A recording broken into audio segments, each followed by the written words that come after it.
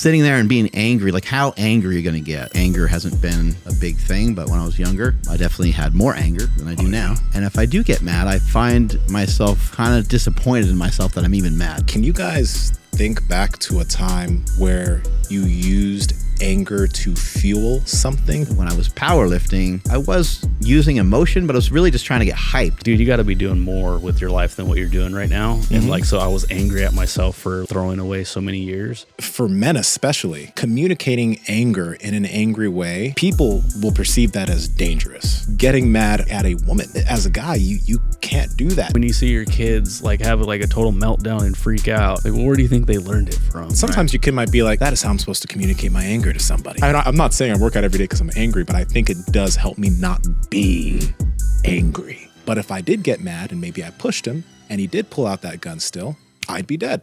What are you laughing about over there? I have a question for you guys.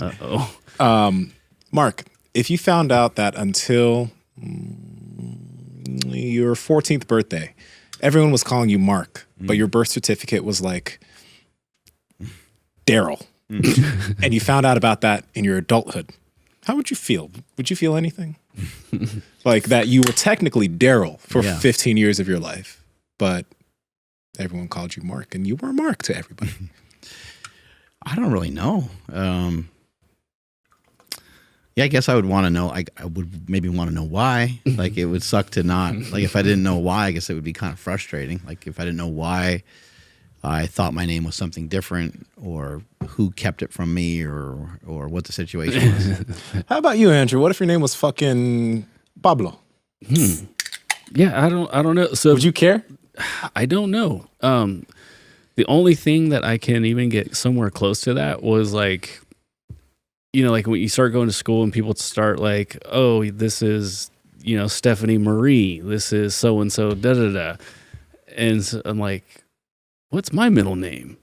Like, dude, I don't know my middle name. This is weird. And I remember I went home and I'm like, Mom, what's my middle name? And she's like, you guys don't have middle names. I'm like, none of us?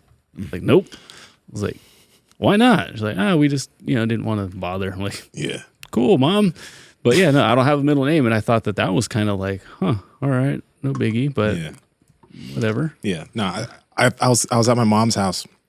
And I haven't seen my birth certificate in years, like a long ass time. And I was like, Mom, I've never seen my birth certificate. Can I check it out? Because like I told you guys, I have like 10 names. And she pulled it out. And she's like, oh yeah, actually I have the other one too. I'm like, oh no. Like, what's like my name is Robert? Yeah. Yo, my name before, so my name is actually Nsima Inyang. Now, my name, I went by Nsima all my life. My grandma named me Nsima. But my name before this was like Kwame Anyefok. Kwame means bringer of peace, right? But the thing is, that was my name until 2007, technically to the U.S. government. But everyone was calling me Nsima. I've never heard this Kwame name before. Dude, that name's sick, though.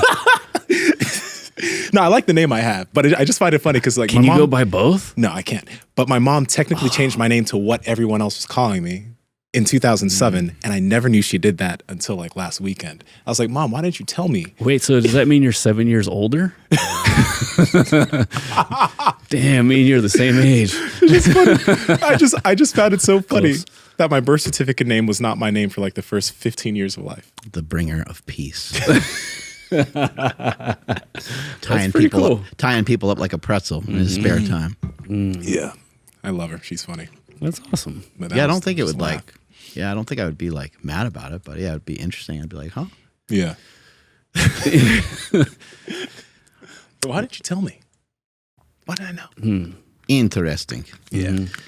Well, I've been kind of thinking on this topic for a little bit, and you know, people on this show, people that have been listening to the show for a while, have probably heard me talk before about equanimity and just trying to have a balance or even mind. I've been pretty calm, I guess, most of my life. Anger hasn't been a big thing, but when I was younger, I definitely had more anger than I do now. Nowadays, I would say, like, I can get frustrated with certain things, and I can be in, like, different moods. But it's pretty rare for me to get angry. And if I do get mad, I find myself kind of disappointed in myself that I'm even mad. So I'll get even more frustrated, but I'll be more frustrated just because because I got myself mad in the first place, whatever the hell it is or was that was bugging me. But most of the things in my life are progressed far enough along to where there's really not much frustration. You know, I feel like I've communicated with my wife enough over the years to where there's not tension there. We know how to help each other out. We know how to like read the room and assist and kind of back off or communicate more. Like I think we've figured out that recipe pretty good, at least at this stage in our life. Mm-hmm. And even when we started, my wife and I have like argued, I don't know, maybe like twice, you know, where it was like a argument where we were both sort of mad at each other. Mm-hmm. In terms of like yelling or anything like that, I can't even think of a situation where we yelled at each other. We don't do that. No like name calling or anything, but just normal frustration that you may have in trying to communicate whatever the hell it is with somebody else. And I would say most of the time whenever I have gotten angry, just in general, it's like one of two things. And I think the Jocko Willink saying of extreme ownership was something that was really helpful for me to hear over the years. But I would say that anger, I could always trace it back to myself. And then I could calm myself down easily once I recognize like, hey, you're probably being a little irrational at the moment, you know? You're probably mad for, you know, one of two reasons. And one reason I would get mad would be that I didn't really accurately communicate the way that I needed to. Okay. And that would lead to frustration because I would be like, well, why did this result in this? Like, why did this happen this way? So now I'm mad. But I could look in the mirror and say, well, that's me. And that's, you know, being an employer and things like that over the years. There's a long laundry list of things that could have led to that. It could be who I selected to do the job. It could be the person that I hired. It could be my poor communication skills on what it was I was looking for. It could be my expectations for that. There's, like I said, there's a long list of things in there. And the other thing that would bug me or I would get angry over would be if my feelings got hurt from something. And I really didn't know what the feeling was necessarily. I wasn't, a lot of times when that happens to me, I'm not like, oh, I'm sad or, oh, that really hurt. I'll just be like frustrated. And then I won't really even know what set me off or set me down that path. And then if I am to look at it a little deeper, a little further, it's like, oh yeah, you know what? Your skin isn't as thick as you thought. You're not completely indestructible on all these things. And somewhere along the lines, feelings just got muffled somewhere. I want you guys to comment and chime in because I'm curious, where do you guys think anger, like being angry and communicating in an angry way potentially, where do you think that that's useful? Or using anger, where have you personally may have found use of it? I'm curious for everyone here. Comment that down below. But also, Mark, Andrew, can you guys think back to a time where you used anger to fuel something, to fuel whether it's exercise, to fuel any type of action? Because I mean, you do see like some people talk about using anger to like fuel them to get ready for a big lift. Or sometimes people think about that before they fight, but for me personally, that doesn't help at all. Anger doesn't help in that way. But have you guys ever used anger or used it to fuel something? It gets used all the time. I think like in American sports, you kind of see the pep talk. You see the Ray Lewis or Steve Young or one of those guys hyping up a team. And it appears by what they're communicating and by the actions of the players ramming their helmets together aggressively, it kind of seems like everyone's mad. Everyone's like, let's go get them. Let's kick their ass. Let's knock them out. Like they'll say all kinds of stuff. And they don't literally mean like, let's, cause injury and permanent harm to the other team. Yeah. But they basically just want to F them up, in some way. They want to win, right? So I definitely have been on that side before. I played football for a long time and doing other sports where you're like, yeah, let's be like hyper aggressive. But then in doing other sports, I recognized that it wasn't valuable, especially when I was boxing. Just all it really did is make me tired. You know, I would go against somebody. I would spar against somebody who was skilled. They were better than me. And, you know, the next round I'd be like, all right, let's come out and put on a little more pressure on. And like, dude, you're getting your ass kicked kind of. You should be more aggressive, you know, get mad, you know, toughen up, get mad.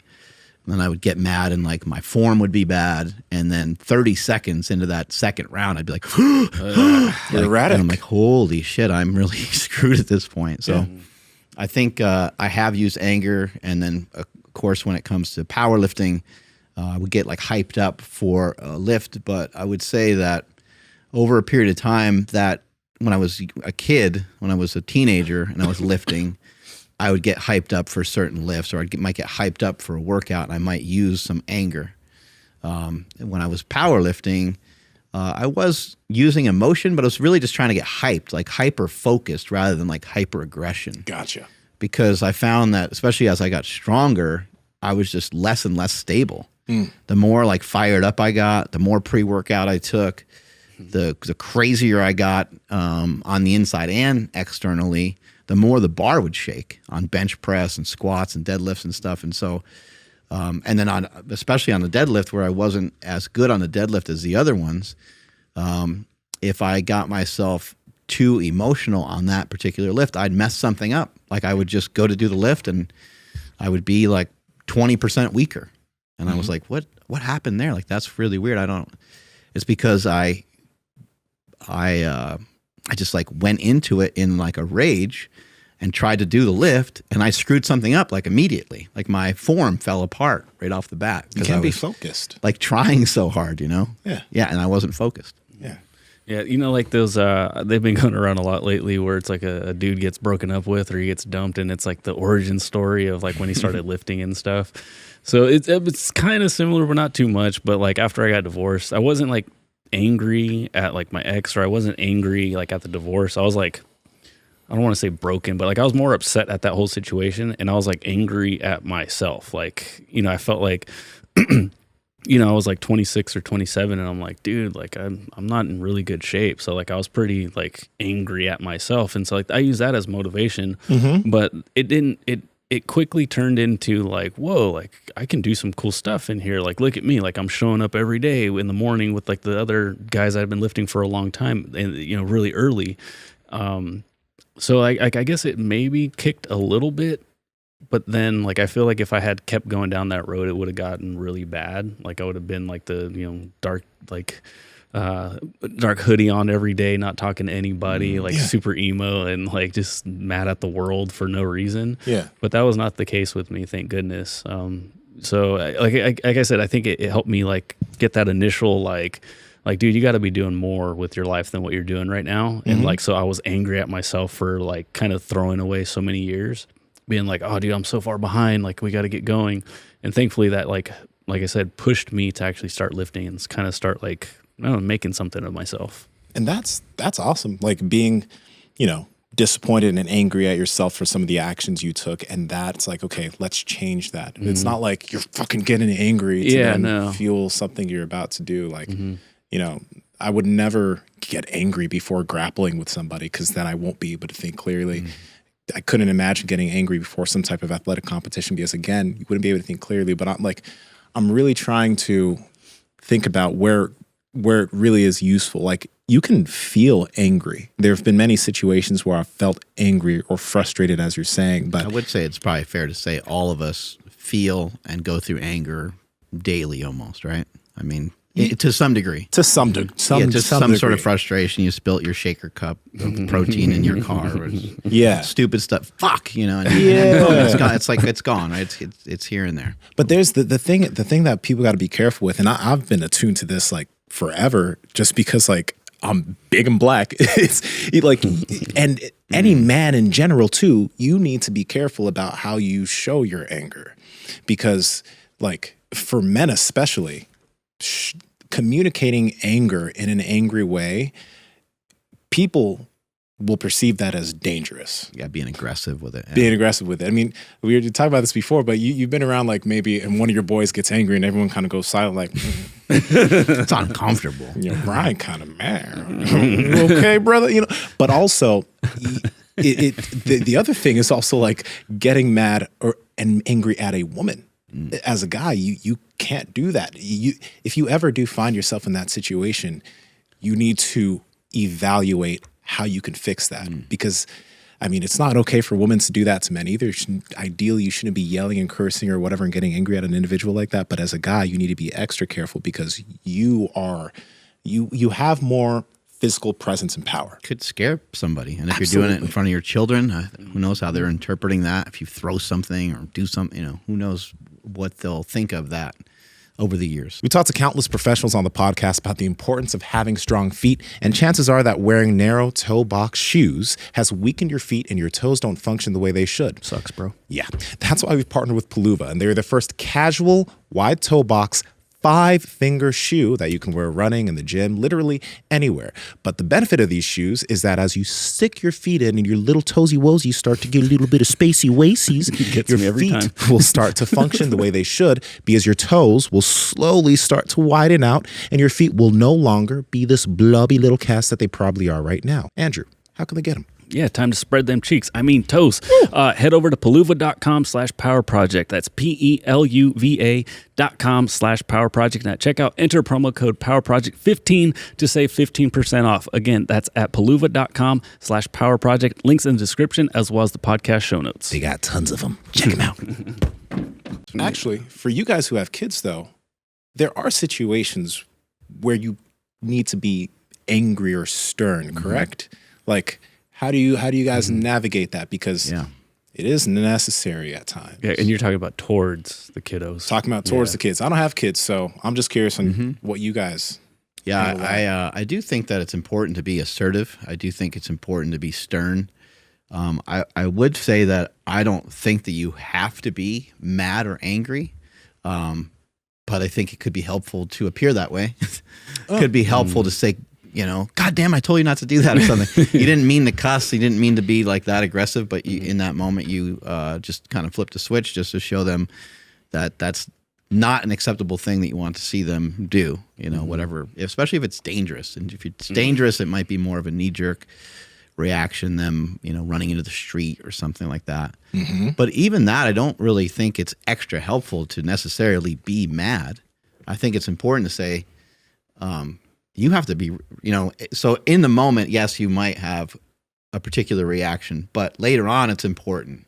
I've always found it really important with my kids to, if my kids were mad or if they were frustrated or if they got in trouble, to talk to them when they were in a better state of mind. So as an example, like a 4-year-old kid, you go to open up the car and they unbuckle their seatbelt, they go flying and they run right into the street. You grab them and they're safe. Now they're crying because they know they did something bad. You grabbed them kind of aggressively. You didn't mean to really grab them hard, but you felt like you had to. And I don't think that's a great time to really explain, at that moment you might say you cannot run into the street. You go to your room. You might have to do that. But I do think that later on it's important to say, we've talked about, there's cars coming down, there's people texting on their phone, they're not paying attention. They could run you over and you'll be badly injured. And we can't have that happen. Or however you got to explain it to them that it's dangerous. Yeah. And it's so, again, my son's 2 and it's like, it's the communication's still like a tricky thing. If I tell him like, hey, there's cars in the street, he's just like, meh. And he just wants to jump off the curb or whatever. But there has been times where he'll notice like the body language and our reaction to the thing. So like if he does start to run out, like whoa, like, no, you can't do that. He will see the body language. He will see how we reacted.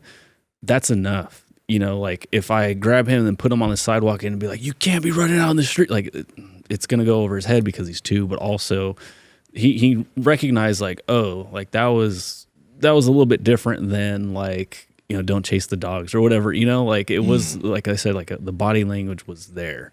But yeah, overall, like it's something I'm still learning, dude. Like it's tricky because you do want to, I personally would like to, you know, like, hey, dad said no, like, fuck, that's not going in. Like, we can't waver from that, you know. Same thing with mom, but you know what I mean? Like, you know, it just means a little bit, like growing up when my dad said something, it was like, oh shit, like that's final. But what's hilarious is like if I try to be stern with him, he just looks at me and laughs, you know, because he's so little. He just like doesn't give a fuck. Like he's just like, whatever, dude. Like I'm gonna go play Street Fighter now, and you know that's it. So yeah, I'm trying to figure it out, and yeah, I definitely need to control. Like when it's like something like that just keeps getting repeated over and over and over, like my anger towards him. Like that needs to be way more controlled because like sometimes I'll just get frustrated and I'll just look at Stephanie and be like, dude, I need help. Like I can't figure this shit out. Like I don't want to be getting more angry at this when it's so like I guess I'll say elementary, you know, it's like we're like not even at the final boss yet and he's already kicking my butt. You know what I mean? So it's like, I have lots to learn still. Both of my kids really sucked with like time. They suck like you. Yeah. I take forever. Quinn takes forever. But even beyond that, I do too. It's fucking yeah. I just wait till your kids. God, I can waste so much time. It's unbelievable. I really love wasting time. It's my favorite thing to do. Yeah. And then, so like in regards to like what I was saying, you know, like I don't want to keep showing anger and being this because I saw a post and it was like, oh, when you see your kids like have like a total meltdown and freak out, it's like, well, where do you think they learned it from? And I'm like, oh, I was like, golly, like, yeah, just shot right to the heart. And I'm like, they'll learn some of that stress from you for sure. Yep. Yeah. But the other thing I was going to say is that I guess maybe it's all kids. I don't know. But like my kids, it seemed like I would tell them, hey, you know, we got like 10 more minutes here at the park and then we're going to go. And if I didn't give them like other warnings beyond that, then we just left. They would like almost always cry like every time, or they'd be upset or whatever.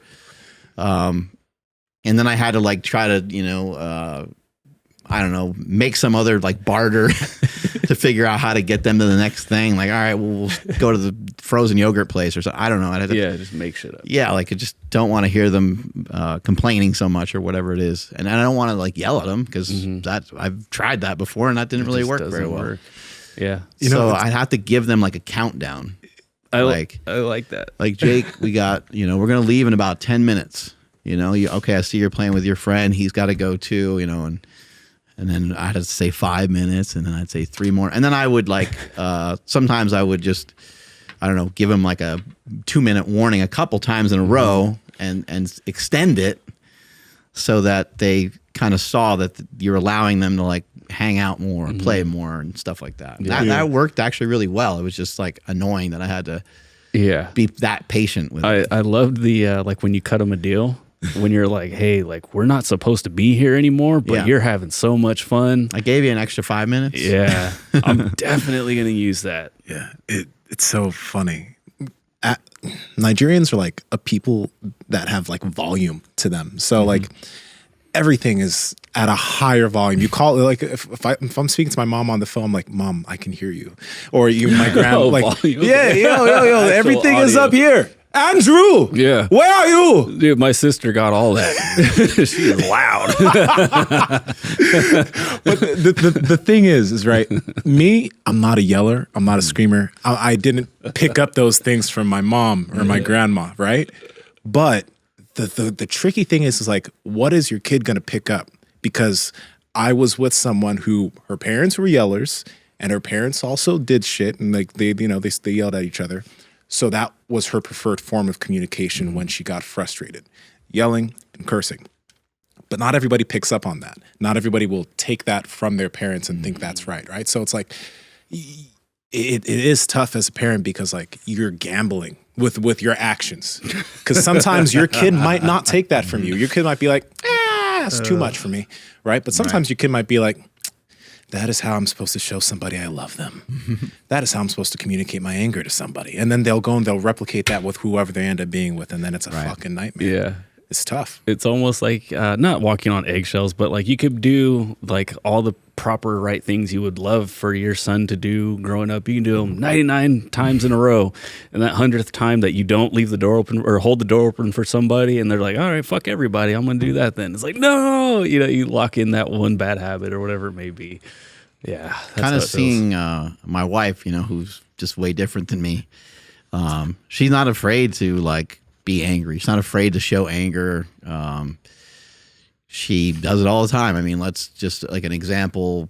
We're trying to plan a trip somewhere and we book a couple flights and something happens where one of us doesn't have a ticket, you know, or something like that. I mean, she will call the airline and she'll like put her foot in their ass, you know, because it is interesting because if I made that call, I'm not getting anywhere because I just don't even have that. There's a good point. I would call and I would talk to them and they would be like, yeah, I'm sorry, sir, the flight's booked. And I'd be like, okay. And Like, well, see you later. Yeah. And I'd be like, are you sure? Like there's not like, we're trying to all sit together or we're trying to book this flight and it would be super convenient. Are you sure there's not any way? Like I would push like once or twice and I'd be like, nope, it's, you know, but Andy would be like, no, we paid for this. We booked this. I have the order number. You know, we did 4 people, not 3 people, and there's one missing. And you know, she'll explain the whole thing, and she'll remember who else she talked to or whatever. But she's not like yelling at the person, right? No, she's not yelling at the person. Yeah. But if she needs to, she would,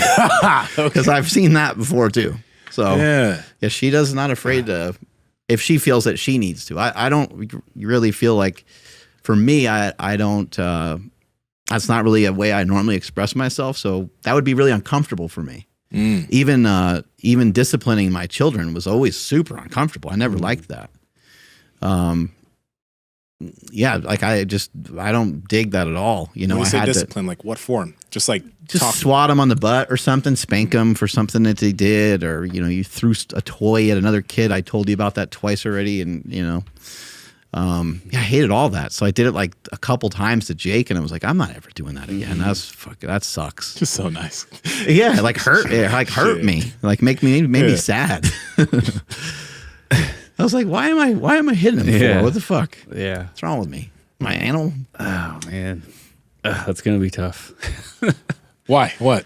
Dude, because you got spanked. I got spanked. I'm gonna feel the same way though. Like the second something's not perfect for him, I'm falling apart. I'm just like, oh no, like how can we change the world real quick and make this better for him? But it just, I mean, there's times where like, I don't know, he throws like Mark just said, throws a toy like at, you know, his sister, and it's just like, dude, she was just like doing nothing, watching TV, and he's like, this is gonna be funny, and it's just like whack.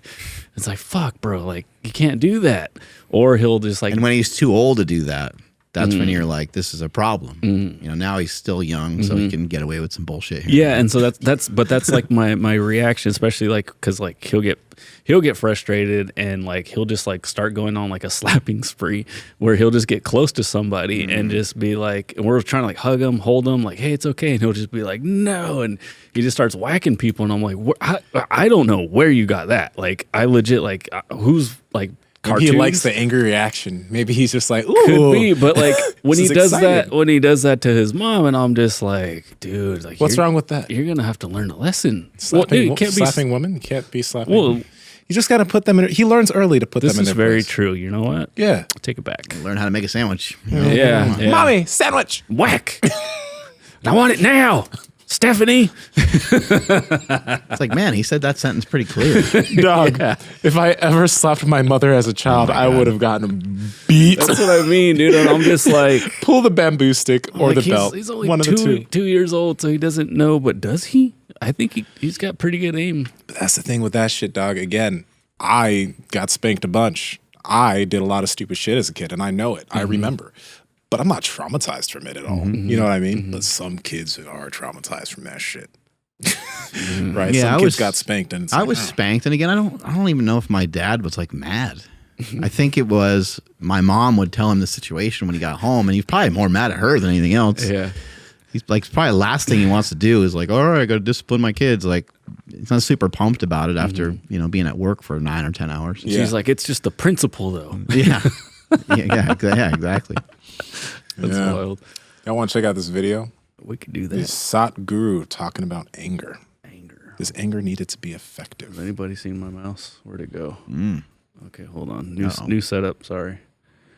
Oh, there we go. Sorry. Okay. Soldiers don't show their anger. How are they going to fight wars at the border?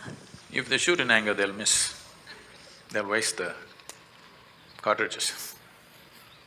To shoot, you must be in a very even, balanced, equanimous mind, otherwise you cannot shoot. You don't have to be angry to shoot. If you're angry and shoot, you are not a soldier, you're a vandal. Pause. So this is kind of interesting because some people might think that, okay, a soldier at war, you're going to go killing people. There needs to be maybe a level of anger. Does have a good point. You know, if you're handling weapons in these situations, I'm not a fucking soldier, so this is, you know, but I'm assuming being a super angry soldier isn't really that helpful. Right. Yeah. Probably. I mean, I think anger can be positive in certain situations, but I think we conflate anger and aggression sometimes. There we go. Yes. You know, yes. and so like, I would say like, it's not even so much aggression though, but like you need to execute, right? And so hopefully you can rely on your training. But let's say you're a soldier that was thrown into something and you didn't have a crazy amount of training. It would be helpful if you were already by nature a little bit of an aggressive person. I would imagine that you would have a little bit of an advantage in some cases, just like you would have an advantage if you were more relaxed and more calm in other situations, but maybe not at war. Maybe that's not the right time and place for that. I mean, we all have friends that we've seen be aggressive in certain situations, and you're like, that was a little extra, but it kind of worked. It was kind of needed in that moment for someone to step up and for someone to defend that other person. Like, you know, maybe you barely felt like you had time to react to what you just saw. And meanwhile, your buddy just came over and just smacked the shit out of this other person or whatever. They jumped right in. That's a good point, though. In certain situations, maybe when it does come to dealing with people in those types, sometimes it is necessary to show a level of anger at the individual who's the perpetrator, right? Because you need to scare people sometimes. Sometimes you can scare them by being super calm. Sometimes you can scare them by being a little bit more stern, you know? So there's another one. Power Project Family, we talk about beef and meat all the time on the podcast. That's why we partnered with Certified Piedmontese Beef. But did you know this? That 85% of all grass-fed, grass-finished beef in the United States is imported from other countries? 85%. Damn. But Certified Piedmontese is made in the U.S. of A. America. Fuck yeah. So go out and get some of the best tasting, some of the leanest, some of the best beef from Piedmontese. Andrew, how can they get it? Absolutely. So you guys can head over to cpbeef.com and at checkout, enter promo code POWER to save 25% off your entire order. And if your order is $150 or more, you get free 2-day shipping. Again, cpbeef.com. Links to them down in the description, as well as the podcast show notes. Fuck yeah. A soldier is standing up for a cause. He's not shooting because of his personal enmity with somebody. Yes, he's standing up for a nation. He's not standing up for his personal anger or enmity with somebody. So, if you want to shoot straight, you try and see. They can take you to the range today. You try and see. If you want to shoot, one thing that is necessary is you have to be balanced. Even if you have to… You know, even in a golf game, it's called shooting, score. You can pause If you want to shoot straight, you got… If you think about, you know, somebody that's really angry, sometimes when someone gets real angry, they get like shaky. And so like his point, maybe your aim is not going to be as good because you are so mad that you're not able to execute what you're supposed to execute. Yeah, like when kids get so upset like they can't even breathe and talk. You know, one thing though, and I think it's something that is beneficial for all of us. Like, I've always had sports, always had lifting. So there have definitely been times where I've been really frustrated, been really angry, and it would feel nice to punch like a wall or something, but I have ways of exerting myself. You know, I have ways of Get like that energy out. getting it out so that I can think much clearer, right? And for guys who don't have that, or guys who don't have something like that, or people in general, not just men, but people in general who don't have the ability or don't have tools that'll allow them to just exercise some of that out, maybe that does then turn into I'm exercising that on you. Whether it be verbally, whether it be emotionally, whether it be physically, I'm exercising that out on you, you know? And I think that's because I don't know, but I think if I didn't have all the tools I have as far as physicality and exercise and exerting myself, I think I'd be a much angrier individual. But that's why I work out every day. I'm not saying I work out every day because I'm angry, but I think it does help me not be angry. I think anger and frustration are things that are solvable, but maybe you can't figure out how to solve them. And so maybe you have to try to work them out. Maybe you have to try to get that energy out in some other way. I've always found that it's been helpful for me to, rather than look at anger and frustration, to kind of think about the situation that is quote unquote making me angry. It's myself that's allowing myself to get angry because of the interpretation of it. But traffic, we'll say. Get me mad now. The traffic could be, like it could be more fascinating than frustrating. You could just kind of look at things from a different perspective and say, wow, that's just unusual, or this is the same fucking Friday that happens every time that the 80 gets backed up every Friday, right? Why the fuck was that funny? Why did that hit you like it hit me? Because I'm just thinking, like, when I used to have to like clock in for work and shit and like showing up late for work all the time, just like, fuck, traffic again, to have the directions. This is unusual. Yeah. I'm going to get yelled at work again. I'm going to get written up. Holy fuck. But well, the other funny part is it's probably not unusual. I mean, we live in California and the 80 freeway is jammed quite a bit. And you definitely know, like, Friday at certain times that everything's going to be, super clogged up. Yeah. But if you think of something being like frustrating, or being angry, it seems to like you kind of put a period on the sentence, and you're not trying to look for answers. You could say, shit, sucks that there's all this traffic, but I'm going to take this extra time and extra opportunity to listen to another podcast. Yeah. And then I actually don't mind sometimes being in traffic. I'm like, well, I get to listen to more stuff. I get a little bit more time with myself. And I like listening to these podcasts. I hate being in traffic. I mean, I don't know who really enjoys it. It can be annoying, but you can start to shift your perspective on it. And sitting there and being angry, like, how angry are you going to get? There it is. I always use this example too. Somebody cuts you off. Someone cuts you off. You beep the horn. Maybe the guy slows down, gives you the finger. How angry are you going to get? There's some people that want to fight that guy. Want to point to the side of the road and now have a duel with the guy, have a fight, which is crazy. It's crazy to drive and to be angry while you're driving, this, 2,000-pound vehicle, and you're trying to drive fast and pretend you're swerving it into the person or whatever crazy moves people start to do. Slam the brakes on when the guy's behind you. Some people really be that mad though. Oh yeah. They'll get that mad. Ooh. And I think it's easy if you see it from somebody else to be like, oh my God, that's dumb. Like, that's foolish. I can't believe someone's that mad. But sometimes certain situations you might get yourself a lot madder than you ever expected or ever thought. And I just think in those situations, it's like, what's reasonable? No, it's the person cuts you off. You're a little frustrated. You reacted. You beeped the horn. That sounds reasonable. Yeah. But to like follow the guy to his house, and beat him up in his front lawn, or like, that sounds crazy to me. That sounds nuts. Yeah. Especially like, I don't know, like weapons and shit these days. But what you just said was exactly what I had written down right here, because it's something you've said in the past. But like, how angry are you going to get? And it's something that's helped me a lot. Because something else you said, it's like not usually, but sometimes anger can come from when something doesn't meet your expectations. So I left the house at 11 today, and there's never traffic on 5, and then today there's hella traffic. So it's like, oh my gosh, this didn't meet my expectations. This is just an example. This didn't actually happen. But yeah, like if I sat there in traffic all upset, like how mad am I going to get? Like it's no matter how angry I get, it's not going to get me there faster. Like I can try searching Google Maps while I'm driving, maybe cause an accident or something and make a bigger slowdown for everybody else in hopes that I'll find a different route. But like, that's probably not going to happen anyways.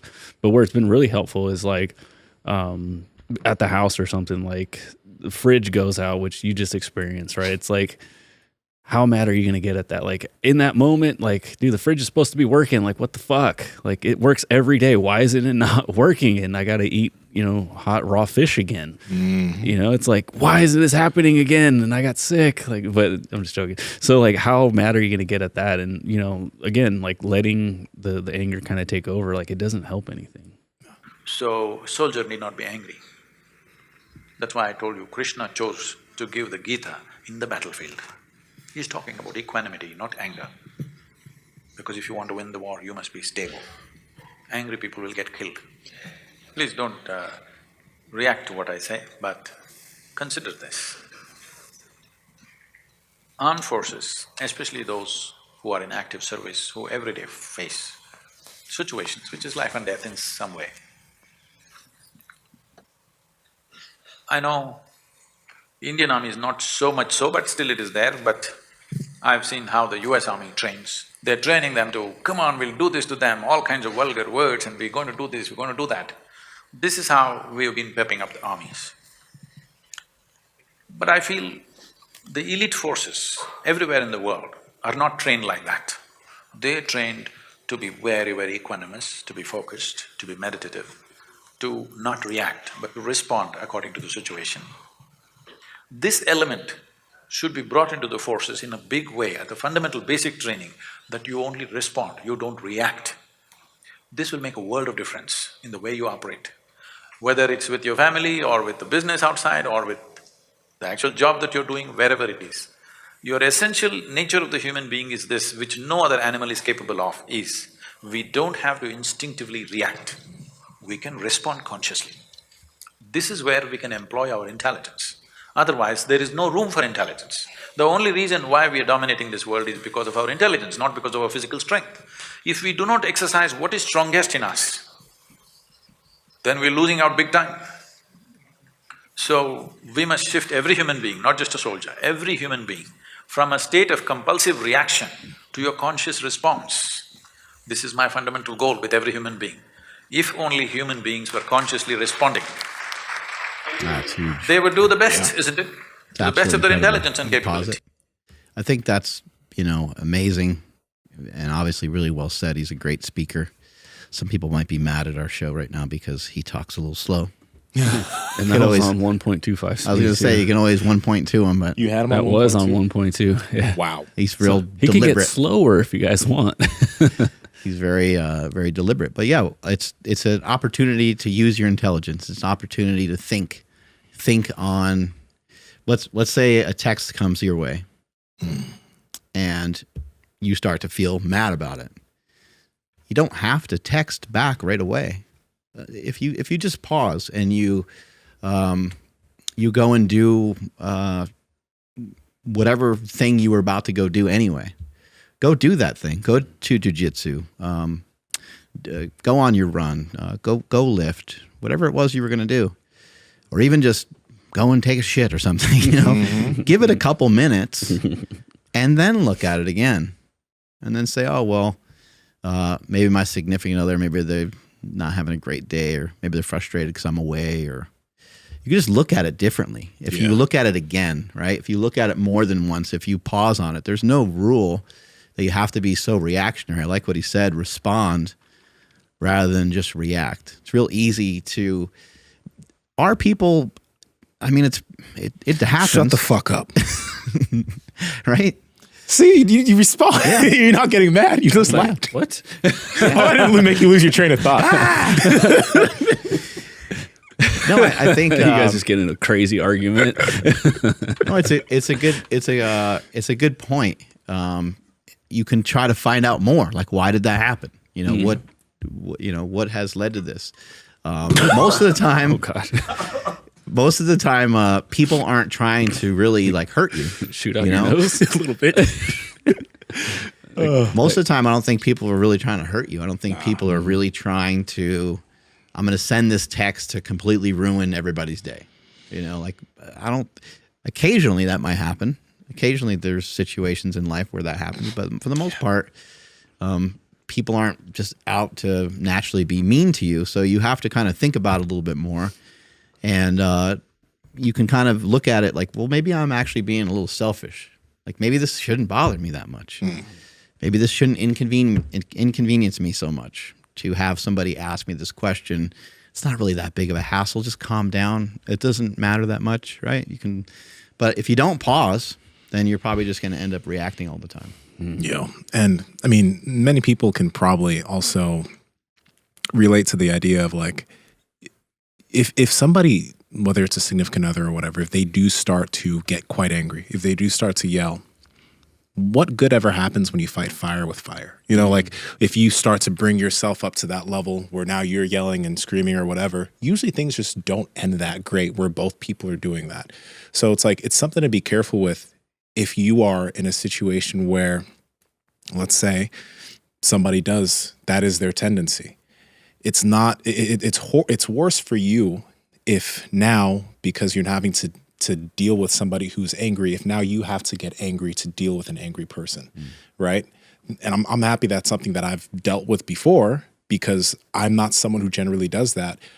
But it is trying to just keep your cool, keep calm. Sometimes that can piss somebody off, which isn't the intention, because that's happened. That's happened many times in the past, right? Where you stay calm and that pisses them off. But it's just never good to try to meet that fire with fire. It never helps anything out. And it's something that you may want to analyze if you're in a situation where that type of thing does happen.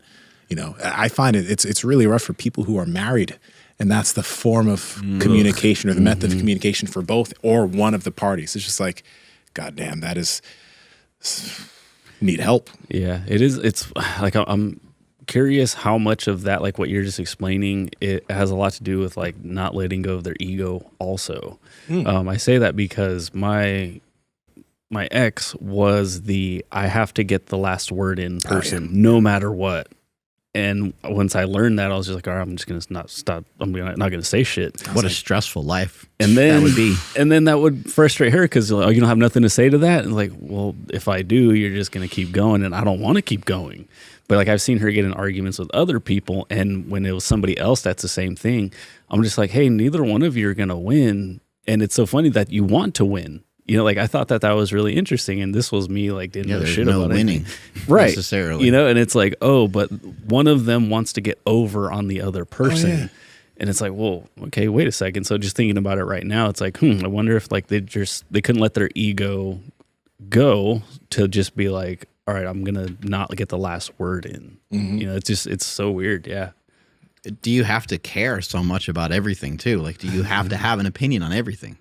Somebody brings something up to you that you just learned about 10 minutes ago, and now you're mad because you're Republican or you're Democrat or you are a particular religion, but you never gave yourself a lot of time to think about it. You're all of a sudden out of nowhere getting charged up about something you just found out a few minutes ago about. It's really it's an interesting thing. And again, I think if you are to start to feel this way, before you share your opinions with everybody else, before you text or post or whatever it is, maybe you just think about it for a little bit. You could still do it. You could still, you know, send that message or email or whatever it is.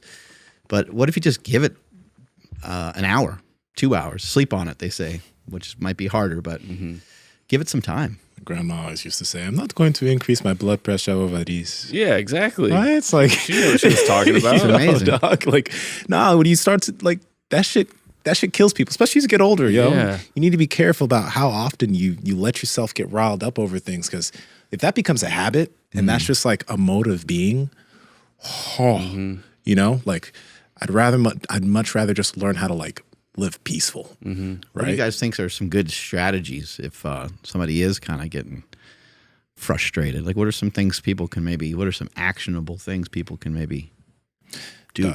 The first thing I think is like, I think a lot of more people have been talking about the help of exercise when it comes to things like anxiety and depression. People are realizing how useful that is. I think that's extremely useful for if you have a tendency of becoming aggressive or angry at things, because when you have the habit of, whether it's running, whether it's lifting, whether it's jiu-jitsu, using your body each day and exerting yourself, you're going to be a little bit calmer. I just know that for myself and so many people, you're not going to be as quick to react to things.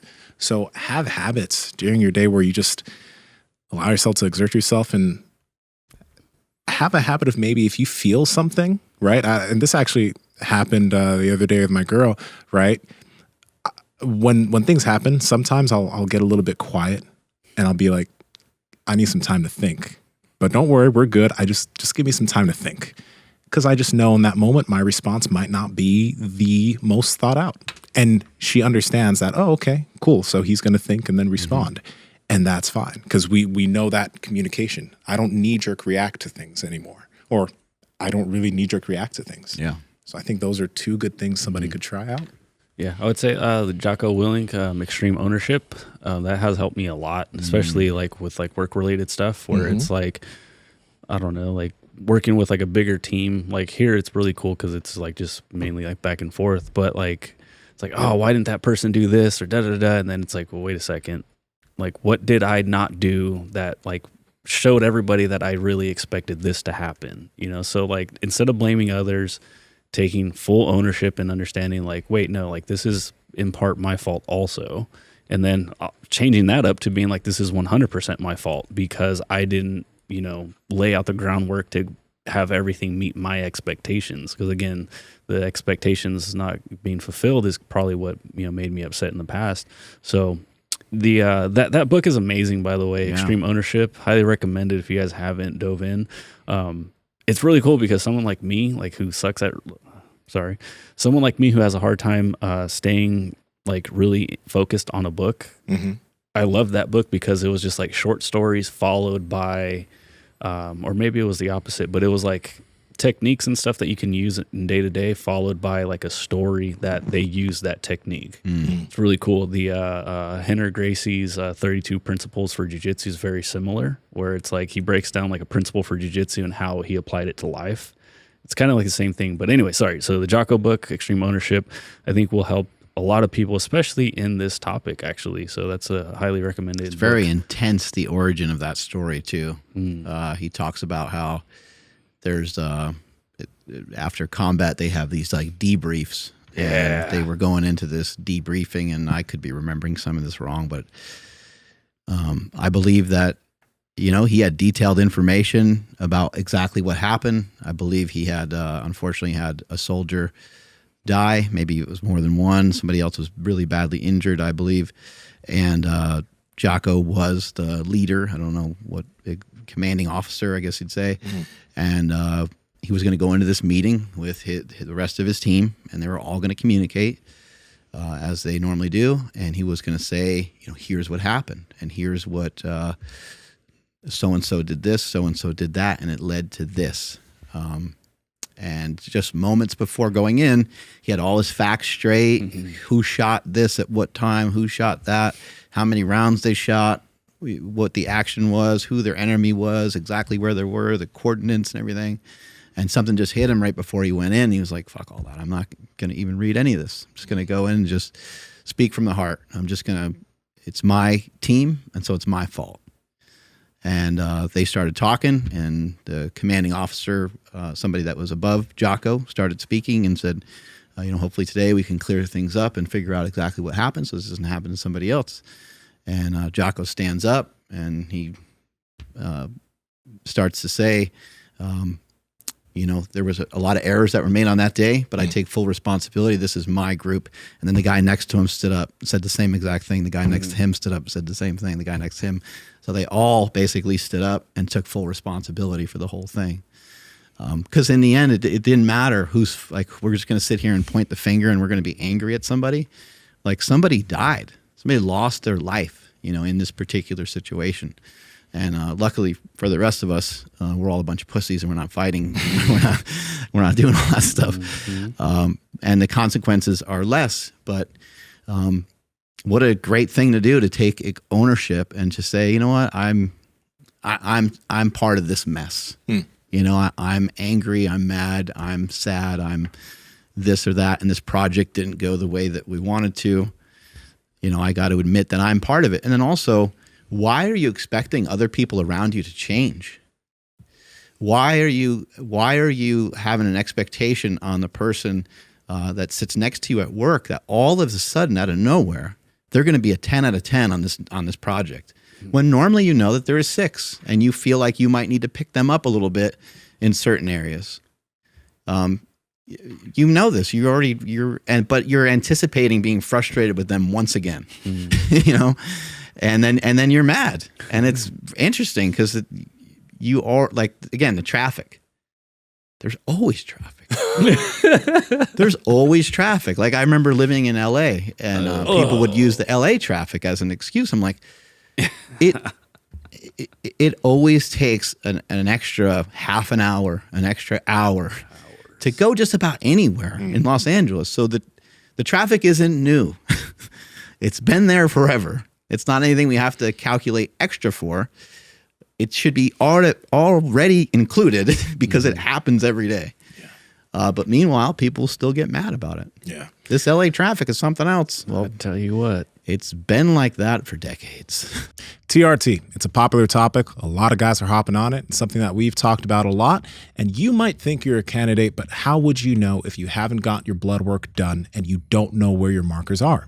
That's why we've partnered with Merrick Health, owned by Derek from More Plates, More Dates. And the cool thing about Merrick is you'll get your blood work done, and you'll also have a patient care coordinator that can help you analyze your blood work, analyze your testosterone, all these other markers to help you actually figure out if you're someone who needs TRT, because there could be things that you could be doing nutritionally, with supplements, or even with your lifestyle that can boost your testosterone to the levels that they should actually be at.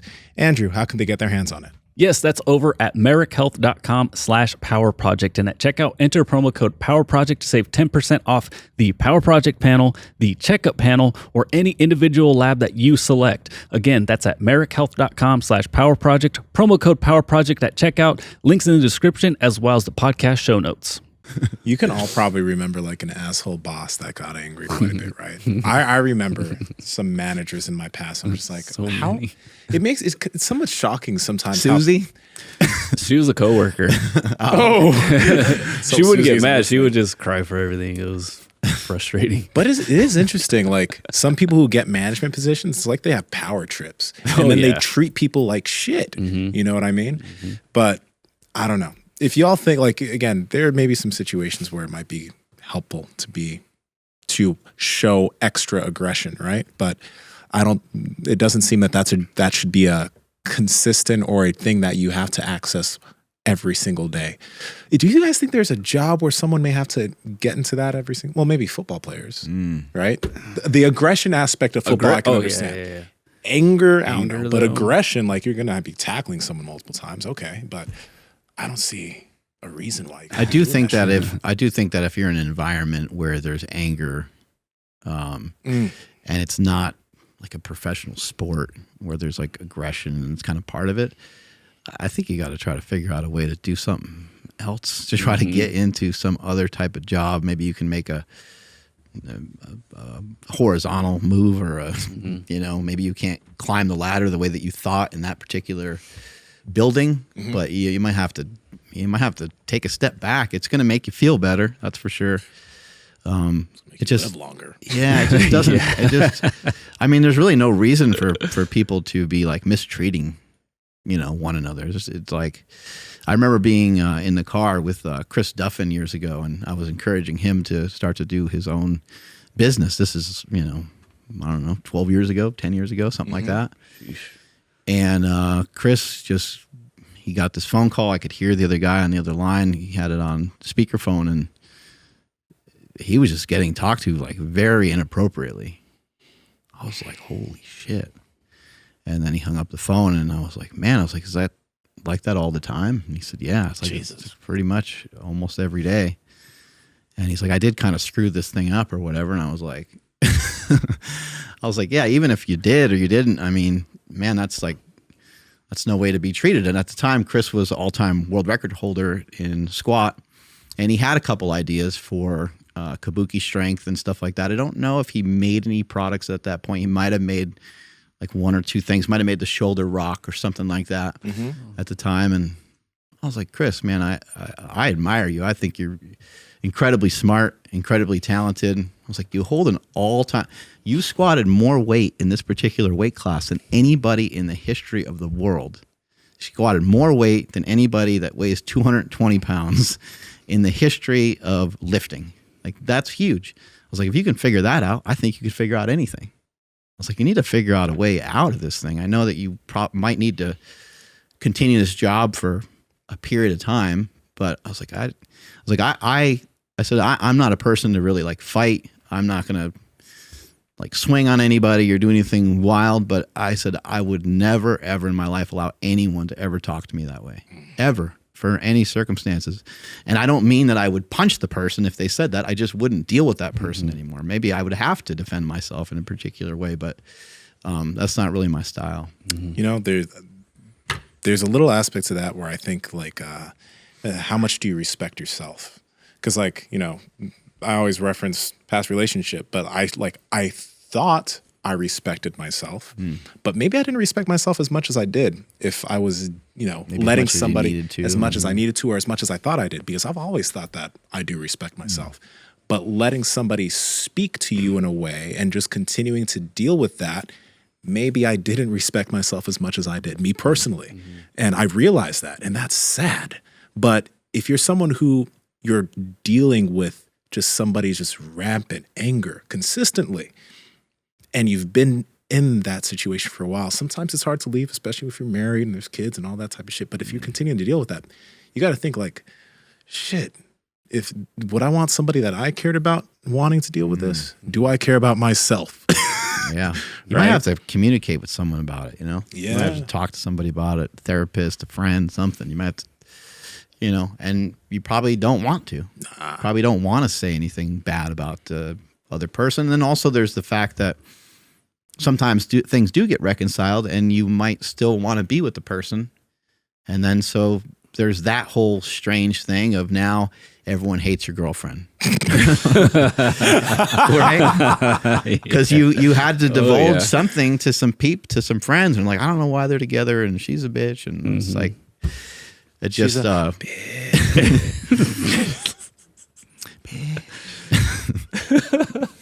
Yeah, I always talk. You know, now that I have my son, but like, so I'm saying is like I talk about like what your kids see more than I did in the past. But like, you know, if it was in a weird way, my son's seen me in my previous marriage, I would hope that he would grow up to not be in the same type of marriage. Oh, yeah.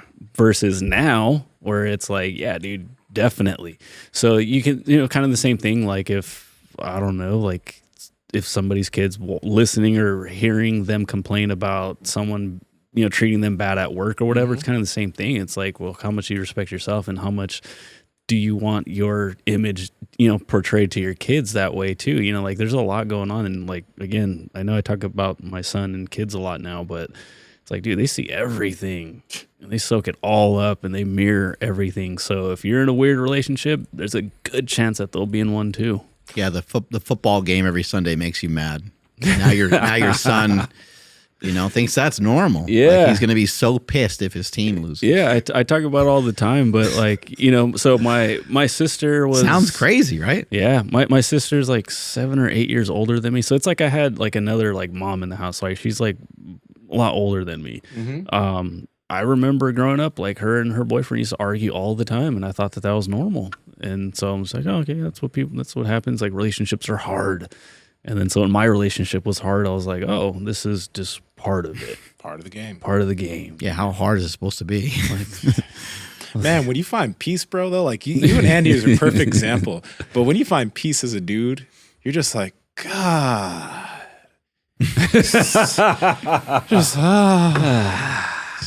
I think from both sides, I think, you know, male and female probably think that all men are crazy or all women are crazy, right? You probably just after a while you're probably like, well, I got enough history stacked up to Enough crazy.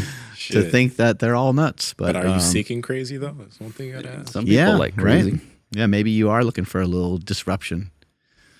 Who the hell knows? So you can play that clip from, I think we had one from Jordan Peterson. Oh yeah, where he was saying that there was didn't see him mess it up again. No, God damn it! Nsima, Also, I'm guys, so mad at you. go to the Discord. Well, I don't give a fuck if you're mad at me. What you gonna do, man?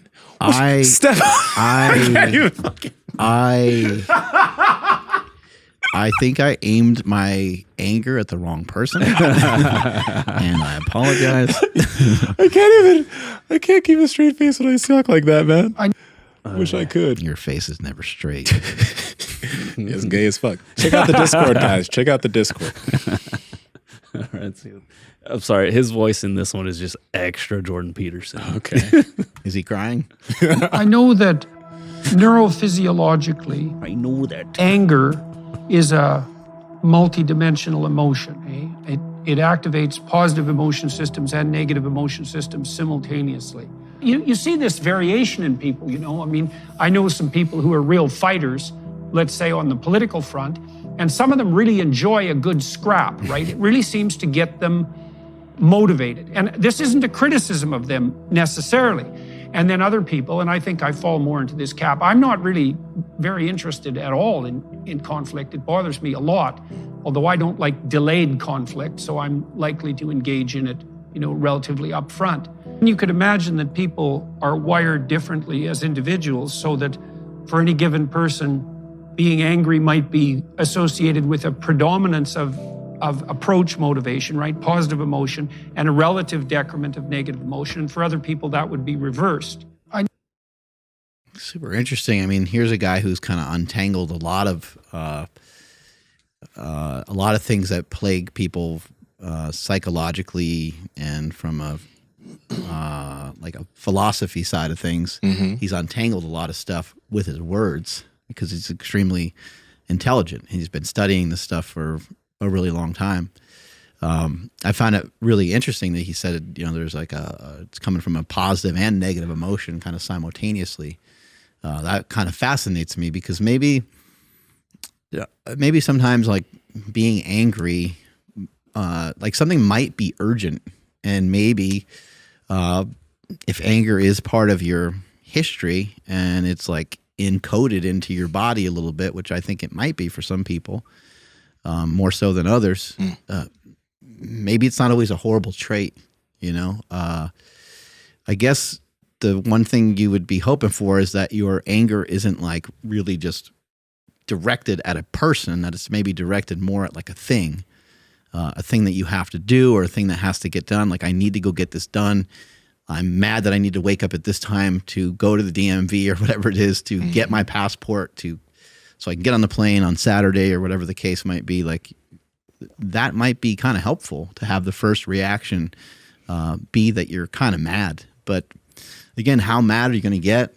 How long are you going to be like mad? How long are you going to be in that state? How long are you going to be like angry to where people can't talk to you? Even when tragedy, even when, you know, a family incident, somebody gets really sick, somebody dies. How long are you going to be? It's not always anger, but how long are you going to be in this state for? Like, how long are you going to be unavailable to everybody else? Like, how long do we all have to wait around for you to get your shit together? People die, you know, it's unfortunate, but it happens, right? So when it comes to any emotion, I think we have to figure out ways to like compartmentalize them a little bit, and to figure out ways to, like, you maybe don't get over every single thing that always happens, but maybe you can still find ways to get around it, get through it, lift through it, run through it, jujitsu through it. Whatever way you can kind of like work some of these things out, and maybe work out to get some of this angst and some of these things out of you, so you're not aiming them at other people. I have a question for you. Now, you know, when your mom died and she passed away, when I would see you, like, it obviously affected you, but it didn't seem to affect you, or it did affect you, but not much around everybody else. As in, you didn't let it affect how you were with other people. I mean, if I didn't know, I wouldn't know, right? So obviously that's something that everyone's going to go through at some point. But what was going through your mind when you were coming to work every single day, at home with your kids who are also dealing with it with your wife? How are you handling that in that way? Yeah, I just don't feel like I have like a lot of time to sit around and be sappy, and I don't think that's what my mom taught me, you know? My mom didn't raise no bitch. It's basically what I thought of the whole time. Is that's a big part of who she was. And my mom didn't have a lot of confidence in herself, but she was strong enough to instill some confidence in me and my brothers. And so I've always been like grateful for that. I was grateful for the time that I did have with her, and I had. Because I'm a mama's boy, and my brothers were always making fun of me and teasing me, so I'd always go crying to my mama. But I had a lot of extra time with her because my brothers were older, and I couldn't always do the things that they were doing. And so, when I've had a lot of people unfortunately die over the years, and it's been something that I've had to deal with. But just, I mean, it's a shitty thing, but it's also sort of irrational to have. I think it's irrational. I guess everyone is entitled to mourn whatever way they need to mourn somebody's death. But like everyone's going to die. Everybody that you know, your family, pet, everything and everyone that you know, everyone is going to die. Yeah. And it's an unfortunate part of being alive that you're going to die. But when someone does die, I think about how they lived, and I think more about, what they, not necessarily like what they wanted, but the things that I learned from them, the positive traits that they have or had. They're things that I'm like, I'll just try to carry that on within myself, and hopefully that gets passed on to other people, gets passed on to other family members and other friends and stuff. And then the other part of that is just having kids just makes you like, you're just like, they respond and react to every single action and reaction that you have. And, I cried about it, obviously, but I don't think crying or being sad is it's not a bad emotion at all. I think it's very normal. I didn't cry until I told my kids, and that made Quinn cry. And then I was just like, shoot me now. Seeing my little girl cry was not easy. And so everyone's going to, react to all these things in some different ways. But I always think to myself, I'm like, I need to go and be me more than normal. Like rather than go the other direction, like I'm going to have some beers, or I'm going to, do something like that's like not that common for me. I'm going to go and try to do a bunch of stuff that I feel has been beneficial to me over the years. It's been things that have helped me be successful. I'm going to be around some friends, and it'd be nice to have, very nice to be around a bunch of people that don't know much about it, don't say much about it. Sometimes you have a thing or something going on in your life, an injury or something, and how's your leg? How's your leg? How's your leg? How's your leg? How's your leg? How's your leg? Fuck about my leg, bro. Yeah. Hey, man, I'm so sorry about your mom. So sorry about your mom. So sorry about your mom. Like those are all great. Like those, it's, it sucks when those things happen, and it's nice to have friends to give you a hug, to say hello. So a lot of times too, just having friends around, they're just around you. Your friend doesn't even need to say anything. And then all of a sudden you start talking about it, and you start talking about, we have this gathering, coming up, and we're going to go to that. And you start, that's the grieving process. You start to kind of work it out. And maybe for you, maybe one way to work it out is to not talk about it. Everyone's a little different. What else we got? We got one about Mike Tyson. Oh yeah, we have our crazy Mike Tyson clip, because he's been like I don't know, just high on mushrooms or what's going on. He's high on tripping every day, dog. Life. Every day.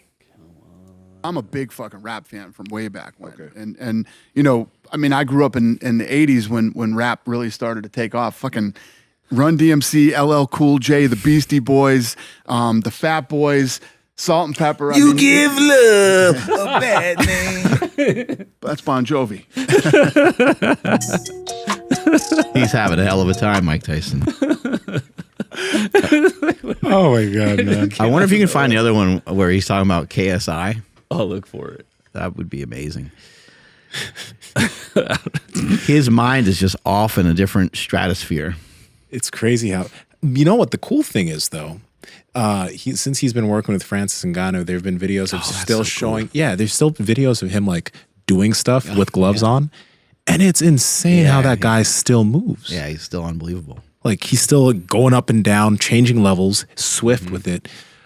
That shit's just, it's wild to me. He's so powerful and explosive, and I don't know if this is it, but I think so. we can give it a shot.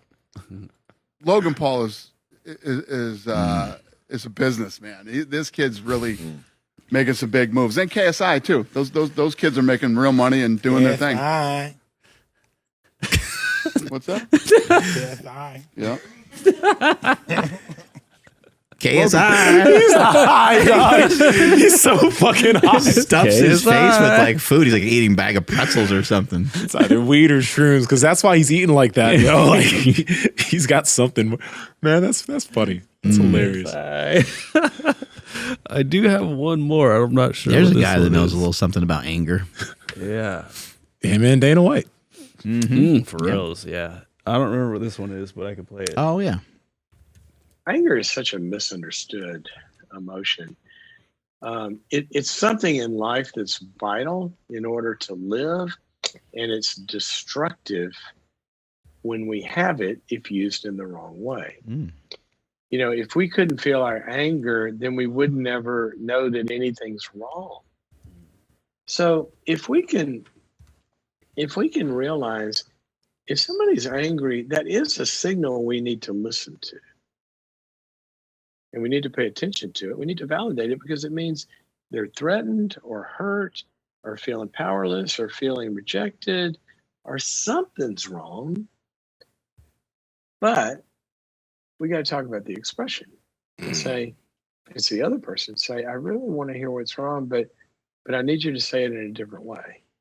You know, anger is such a Yeah, I mean, we hear time and time again, you know, people channeling their anger, you know, towards a certain thing. Or, again, I think if it's like at a thing, I think that's reasonable. I think when your anger is aimed at a person for too long, maybe it's aimed at a person for a couple moments, and then you communicate and you work it out and you get past it. But I would say for myself, you know, I think some of the success I've had, I could look at it as if it was fueled by some anger of, you know, thinking that I was dumb when I was a kid, when I was in school and, you know, wasn't in the same classes as other kids and didn't maybe learn the exact same way. But when I look at it now, I don't really feel the same way about it, but I guess I would say that it would be fair to say that at the time I did feel like I had something to prove. I did feel like I wanted to like show that I had more worth than I thought people thought about me, which they probably didn't even, because people aren't really thinking about you nearly as much as you would think.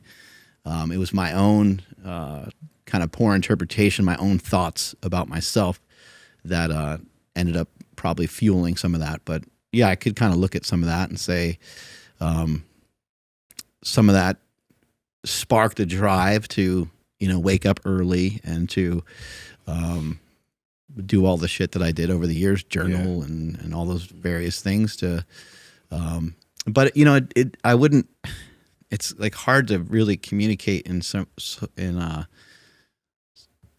ways because like being angry didn't necessarily like lead to like an invention. It's not like every single day you were mad and angry while you're doing everything. Yeah, right. Yeah. It's just, yeah, some frustrations that I wasn't maybe where I wanted to be, and wasn't who I wasn't who I wanted to be, and then it took me a really long time to work towards all that stuff, and then by the time I got there, which is the real fuckery of this whole thing, by the time you get there, you are like, well, shit, I had all this stuff the entire time. I was searching around for all these extra things, and I didn't really need any of it. You know? It gets to be very weird. It gets to be very Fight Clubby. Yep. Man. Nah. It's I'm glad we had this conversation, Joe, though. Because like actually that reminded me of like, you know, even the tendency of just like not getting angry at a situation, that did save my life. Because I remember when it was in my early 20s, when I was with an angry woman, my angry ex, who's late at night, and she yelled at this car. The guy came out, he spit in our face, he pulled a gun. But throughout the whole situation, even after he spit on the face, I wasn't mad. I was just saying, hey, she's drunk, her friend's drunk, please, we're good, even after. But if I did get mad and maybe I pushed him and he did pull out that gun still, I'd be dead. So that's the type of thing. It's like, number one, you don't know the type of people you're dealing with, but in these situations, instead of reacting, because the reaction was me just, it would have been a valid reaction when you get someone to spit in your face, but I'd be dead. I'd be dead, right? So it's like, it's one of those things where it's just like, be smart, don't react, respond, make a difference. What about when you were playing soccer? Did you get kind of angry and try to like, you know, go? Yeah, when the other team's slide tackles are a little dirty and the same But shit that's keeps always happening. got my shit in trouble though. Like or even that's being angry, like that someone says that your teammate is the best player on the team, or things like that. not that, but the first thing you mentioned, I remember when I played soccer, like I would be cool until like, let's say somebody did slide tackle someone on my teammate. I remember we had a game at Berkeley at Sac State, but it got me in trouble. Is somebody slide tackled my teammate, and then I slid tackled his ass back. He got injured. I got a red card. Now my team's playing a man down. But I was angry. Yeah. Right? I did that out of anger. I could have been much smarter, but it wasn't a good tactic. In every situation that's ever happened, I played soccer, it just never was ideal. Right? So it's like, it doesn't, at least for me personally, it didn't serve me. I may have felt, oh yeah, fuck that guy. But at the end of the day, I put my team in a worse situation, or, you know, it's just not helpful, you know? So Strength is never weakness. Weakness never strength. Catch you guys later. Bye. if this episode made you angry, which it shouldn't have, but if you dug it, check out this episode with Marcus Philly about the dangers of having six-pack abs like our boy here, John Cena. Check it out. Because a six-pack is great, but sometimes it could fuck you up. So click it. It really does look like him too.